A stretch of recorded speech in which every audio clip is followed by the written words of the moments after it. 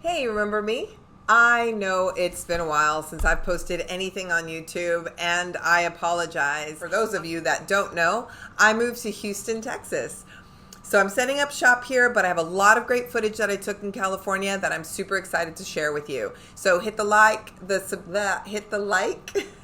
and subscribe button, and here is episode 5. Thank you again for watching, and I'll see you on the other side.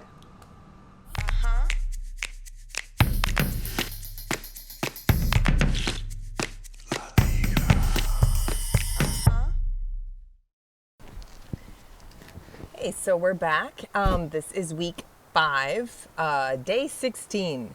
So it's just body work this week, trying to get these fenders all set up, the bottom valance, below the bumper and the grill. We'll get all that done this week, hopefully. And yeah, gonna get started. Let's take a look at the damage. As we can see, the fix is way worse than the problem. This shouldn't be new to any Z enthusiast. These wings always get some pretty gnarly rust.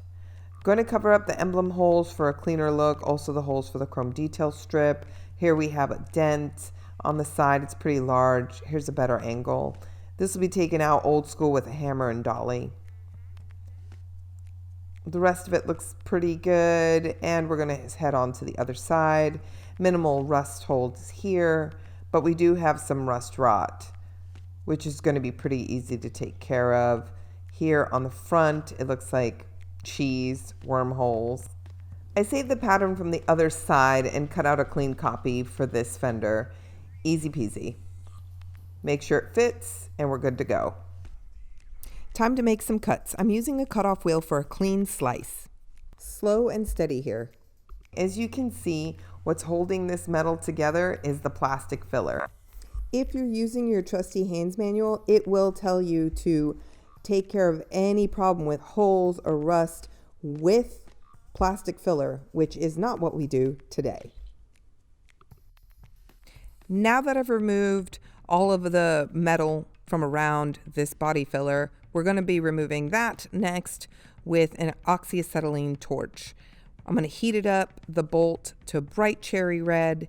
And here's some science here. The heated bolt expands and contracts, making it easier to remove. And I hit that stubborn body filler with some fire. That was the only thing that was going to take that out. I was super impressed with the adhesion of this body filler, so at least it had that. All right, we're going to go with the old rusted piece, the pattern piece, and the pattern transferred onto the metal. Check out episode 4 to see all the fabrication, and we're welding all the patch panels, and we are on to the next step. All right, so we're back. So we got the patches done. They're all welded in. It's all ground down. All the ugly welds are ground down. And then now we have to scuff up the patches to make sure that the fiberglass sits. So I'm using fiberglass to provide waterproofing or weatherproofing around all of my welds. So I'm gonna hit it with some fiberglass, straighten that out, and then hit it with some body filler. So, yeah, we're almost there. Once all the welds are in place, I'm just adding a little bit of a mechanical adhesion so that when I put fiberglass on this, it'll hold because it'll have a tooth. So you can see the difference here between the unsanded and the sanded metal. This is proper preparation for fiberglass. This is sort of like what comes out of my drain. Like you put a hat in a blender, and yeah, so fun. Yuck. Here we have the fabricated and welded wing, grinded to provide mechanical adhesion. Listen, there is no shame in not knowing how to weld and making really, really ugly welds. That's what they make grinders for. So, putting on some kitty hair now. I actually prefer short strand kitty hair. I find it much easier to work with as far as spreading, but this is what I had available in the shop. Don't forget to take into consideration the temperature in your shop and adjust the hardener ratio to accommodate. Make sure that the welds are all covered. So this is where I get that shoulder and arm workout going. Now that the fiberglass is cured, I'm hitting it with 34 grit on a mud buster. I'm just shaving off the high spots and getting it as flat as possible. Once the fiberglass is flat, not straight, there's a difference, it's time to put my cake icing skills to the test. And yes, I suck at icing cakes. especially when it's so freaking hot in the garage. I know it seems like a lot of filler, but while it's tacky, I start to straighten using 34 grit on a longboard, so a lot of this material is shaved off. Remember that you want as little filler as possible. 1/8 of an inch thickness is what I'm going for. Time for the big guns, an air file. It's too hot, the filler is curing too fast, and my arms are too freaking tired to keep working with the longboard. This does the job way faster, but you're sacrificing finesse. It's like baking a cake or icing a cake. Look at that.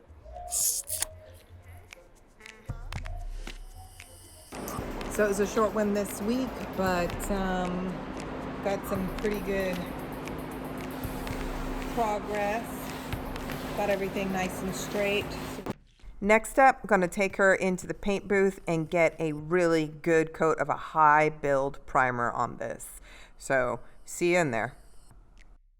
This is extremely time consuming to get it super straight and get it all done. So this actually took a few weeks. So just not even gonna lie, it was super boring, super hot, and it took forever. But I was really, really happy with the finished product. Today I'm in the spray booth. I'm going to prime and seal these pieces. And so thank you again for joining me, and let's go ahead and get to work. There's this really amazing sealer from Stevenson's that's ready to spray. It's direct to metal. After I sprayed that, which is the off green color, then I went ahead and hit it with a few coats of Evercoat high build primer, which is my absolute favorite. I mean, you could just see how smooth everything is, and it's worth all of the prep time this took. That'll do it. Thank you again for watching, and I'll see you next time.